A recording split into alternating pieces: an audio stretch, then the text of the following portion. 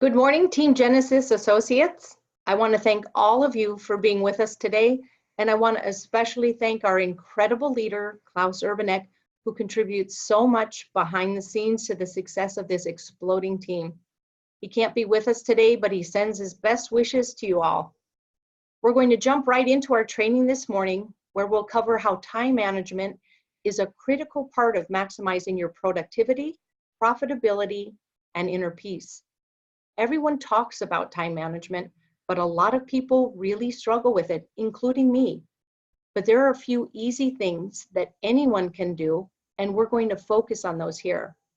I'll share my story with you on that in the hopes that what's been working for me may help you too. There's a lot of value that comes from doing a simple discipline each day that all of us are capable of doing. The discipline I'm talking about has worked for leaders in all kinds of businesses and even leaders of countries going all the way back to the founding of the United States. Some of the key principles I'll be talking about today were used by our famous founding father, Benjamin Franklin. The Franklin Quest Company, which later became the Franklin Covey Company after merging with Stephen Covey's organization, is the source material for much of what I'll be sharing with you here. You may have seen the training session my hubby Chip Meyer did with me for our team in February titled Top 6 Tips to Win in Business and Life.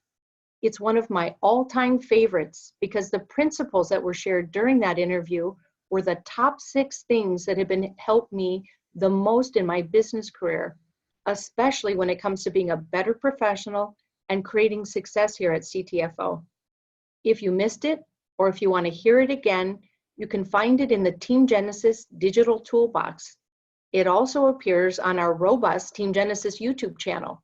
Just search for Top 6 Tips on our channel and it'll pop right up. In that training, Chip talked about how he recognized that I really needed to use an organized task list and a calendar to control my work activities, priorities, and appointments. But I was convinced that I was too busy and I had too many things going on to possibly organize them in a daily task list or schedule them on a calendar. He laughed at first, and then he explained to me that my response just then only proved I needed to get organized and manage my time. I thought I was too busy, and I said I didn't think I had any time. But the truth is, that wasn't true. Time is the one area we are all 100% equal. Everyone has exactly 168 hours in every week. The difference is some people control and manage that to accomplish what matters most to them, while others, like me, were just working tirelessly to try to keep up with everything I had coming at me, but struggling and never feeling like I was caught up. Once I started using a daily task list and a calendar, I found I could actually get more done in less time and stop working from 4 a.m. every day to 9 p.m. or whenever I ran out of energy. I'm certainly not perfect at this yet, and I know I still have room to improve, but since I started using those 2 effective tools, I've been far more productive and I've been able to have more balance and peace in my life as I'm not just uncontrollably reacting to a mountain of things coming at me anymore. Instead, I'm deciding what are my key priorities and what I need to do each day to accomplish what matters most to help me achieve my goals of being a presidential director at CTFO and also having time to be a great daughter and wife, mom, and grandma. Here are some of the initial beliefs I had that were holding me back. I don't have time to plan. I already know in my head what I need to do. I have too many interruptions in the course of the day to plan. I feel tied down if I have a plan or I have to work off of a to-do list. And I don't know how to properly plan.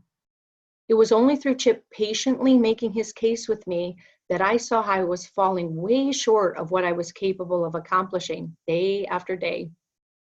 Much as I didn't want to, I had to concede that his way created the results that I wanted.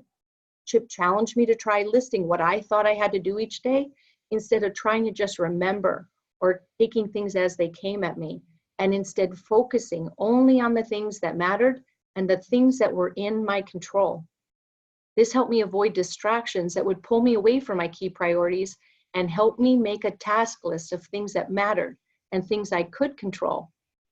For example, if I saw a news flash that the stock market was falling, I might have gotten pulled off track and started worrying about my 401k and thinking I needed to call my financial advisor instead of calling a new prospect. Or a text from a friend might have appeared on my phone that I thought I needed to respond to just then. But when I started controlling what was coming at me by focusing on my task list, it helped me realize that those things weren't in my control and weren't what I needed to focus on that day. I couldn't control the ups and downs of the stock market anyway, and I already had someone looking after that for me, so why did I need to worry about it right then? So I resisted the temptation to focus on that and instead got back to focusing on how I could put more money in my retirement fund by calling prospects instead. It wasn't that hard, it just took a little planning. I simply started my day or the night before the next day by writing down what I thought were all the things I needed to accomplish, and then I prioritized those in order of importance. I started with the most important one first, and then the next most important one, and so on. I put the most critical things on top, followed by the important things for the day, and then the less important, more trivial things that I still wanted to do at the bottom of the list. You could get more advanced, like the Franklin Covey system teaches, and rank your tasks as A, B, and C for critical, important, and trivial, and then number each set. For example, if you had 3 critical things to do that you designated as A, you would then assign a priority number to each of those, like A1, A2, A3, with 1 being the first critical task on your list. This is a simple concept of a prioritized task list. It's like a to-do list with the added benefit of the importance of the tasks ranked in order, so you start at the top. If you only finish 1 or 2 of your critical tasks that day, at least you accomplished what mattered most. An interesting fact about checking things off your task list when completed is that you actually have a neurological response of euphoria in your brain when you do that. Endorphins kick in and it feels good, like when you see that someone likes something you may have shared on social media. It feels good to be liked, and it feels good to get things done. If you have only one thing to take away from today's training, I hope it's the value of that prioritized task list. Of all the time management tools I began using, I'd say that one has been the most valuable.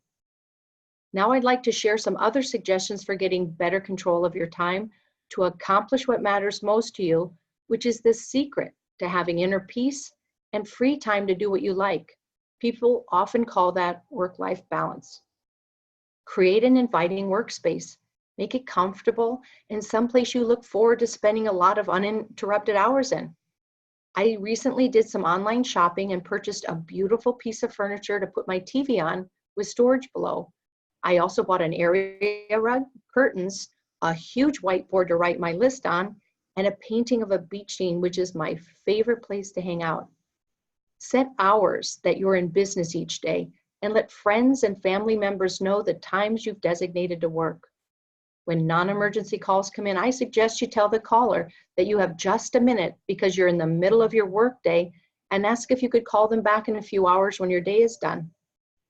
Always keep in mind your ultimate goals or dreams as you begin scheduling out your day. Your tasks should align with those. Spend 10 to 15 minutes each day formally planning the tasks you want to accomplish, taking into consideration your values and your priorities.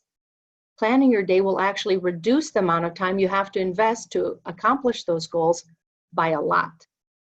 Be very specific when you're listing tasks and designate time you expect to invest on each if possible. And plan on unexpected interruptions taking up half of your designated work day each day, and back down your list to fill up half of your day so you handle the unexpected things you'll predictably need to react to during the other half of the day. Plan for obstacles to sabotage your day and give some forethought to your workaround strategy to overcome or move past them. So we talked about time management and my initial resistance to using the effective tools for controlling my time and how I've been working to overcome that. Then we talked about a critical time management tool that can help us stay focused on what we need to accomplish each day, the prioritized task list.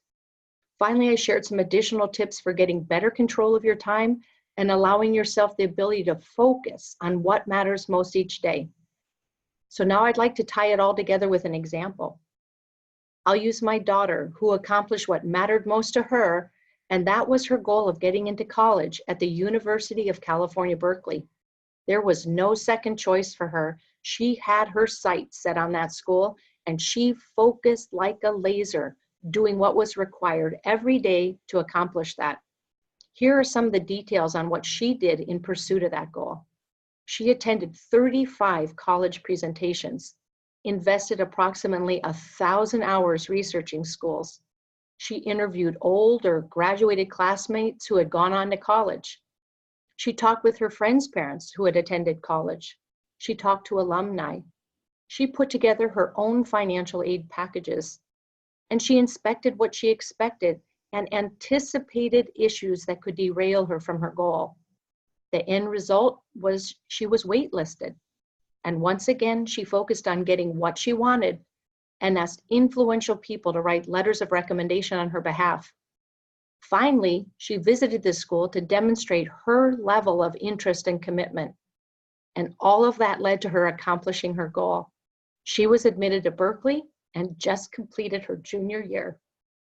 When she was going through all of that and telling me all the things she was doing, it stressed me out just hearing about it.